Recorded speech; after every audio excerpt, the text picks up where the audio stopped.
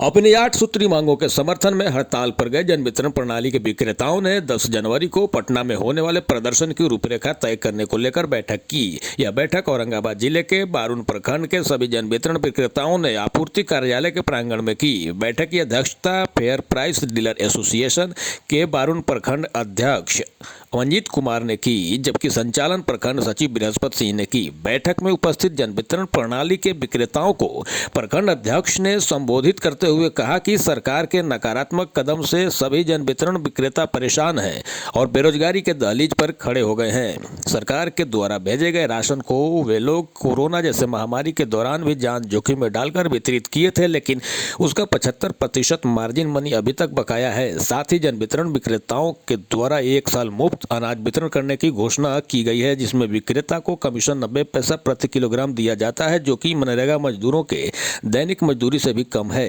सरकार से मांग की जा रही है कि उन्हें 30,000 रुपये मासिक मानदेय दिया जाए या फिर 300 रुपये प्रति क्विंटल की दर से मार्जिन मनी मिले। जब तक उनकी मांगों पर सरकार विचार नहीं करती है, तब तक प्रदेश नेतृत्व के आह्वान पर हड़ताल जारी रहेगा।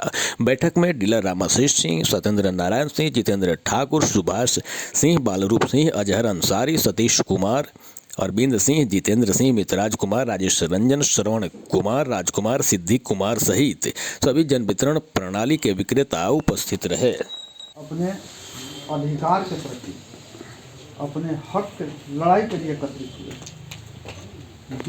बिना मांगे हुए किसी प्रकार का अधिकार नहीं मिलता, और जब तक संघर्ष नहीं करेंगे, आंदोलन नहीं करेंगे, हम उस मुकाम को नहीं पा सकते हैं, हम उस लड़ाई को नहीं जीत सकते। इतिहास हुआ, एक साधारण सा कहानी बताता हूँ। सरकार के द्वारा हम लोगों को बार बार यह धमकाया जा रहा है, सरकार के सचिव के द्वारा, कि आपकी लाइसेंस को रद्द कर देंगे, दूसरे डीलर को बहाल कर देंगे। तो यह भारत लोकतांत्रिक पद्धति का देश है। हमारा मौलिक कर्तव्य है अपने अधिकारों के लिए आंदोलन करना। इससे डरने की जरूरत नहीं है। कोई हमें डरा करके इस लड़ाई को कमजोर नहीं कर सकता है। यह हमें कटिबद्ध होना होगा, हमें कटिबद्ध होना होगा, हमें एकजुटता के साथ में लड़ाई लड़नी होगी।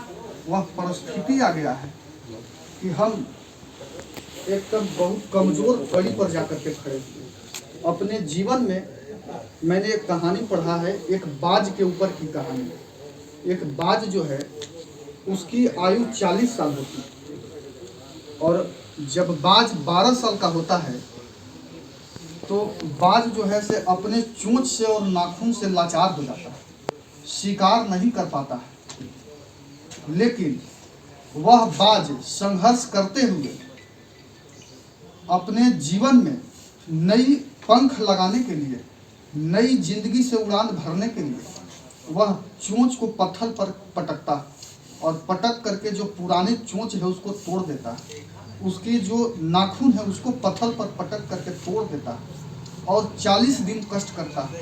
40 दिन में उसके नए चोंच और नए नाखून आ जाते हैं, और फिर उसी रफ्तार से, जो पहले जिस रफ्तार से उड़ान भरता था, उसी रफ्तार से उड़ान भरता है आज। उस बाज से हमें सीख लेने की जरूरत है कि हम उस बाज के जीवन के स्तर पर, उसके जीवन शैली पर हम आकर के खड़े हो गए। हमें आज न कल हमें इससे जूझना है, इससे लड़ना है। लाइसेंस रद्द कर देना है, रद्द कर दे लाइसेंस, उससे हम पीछे हटने वाले नहीं। हम अपने अधिकारों के प्रति लड़ेंगे।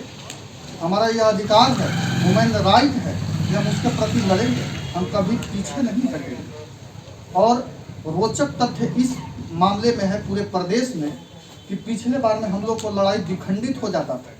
संघ में कई संघ थे, 3-4 संघ थे, बट जाते थे लोग, डीलर बट जाता था, एकत्रित नहीं हो पाते थे। लेकिन अभी सब लोगों ने मिलजुल करके, सब लोग के दिमाग में आया कि नहीं, यह लड़ाई आर पार की लड़ाई है। यह कभी हमको चढ़ाती है तो कभी उसको श्रेय देती है, तो कभी उसको डाउन करती है।